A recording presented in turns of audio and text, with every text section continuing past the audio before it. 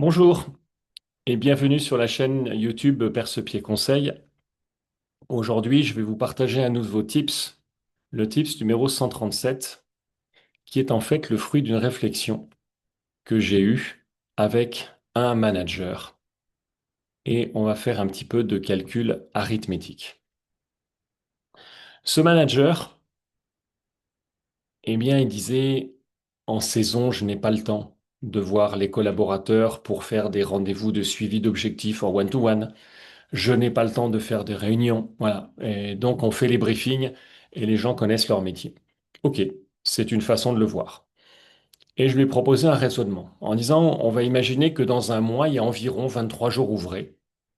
Et on va imaginer qu'on travaille 8 heures par jour. Voilà. Donc, ce qui fait 184 heures, on ne doit pas être loin du code du travail. Si on fait une réunion de service qui dure environ 30 minutes chaque semaine, eh bien, il y en a 4 dans la semaine, on va utiliser 2 heures. Si on fait un entretien mensuel de suivi d'objectifs en one-to-one avec 4 de ses collaborateurs et qui va durer 30 minutes, ça fait également 2 heures. Eh bien, ça nous fait 4 heures de management sur un total de 184. C'est-à-dire qu'on arrive à 2%. Eh bien, la question, et la réponse se trouve dans la question, bien évidemment, si vous ne consacrez pas 2% de votre temps à faire du management, est-ce qu'on peut vous considérer comme manager? Et donc, je laisse à chacun le soin de calculer et surtout de réfléchir à cette situation. Alors certains établissements sont à la montagne en me disant, t'imagines, décembre, janvier, février, on peut pas.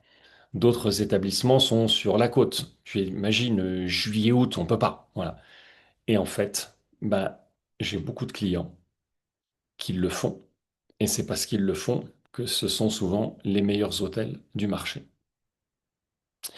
Voilà, je vous recommande d'y réfléchir et de mettre tout en place pour que vous soyez d'excellents managers. À bientôt, merci.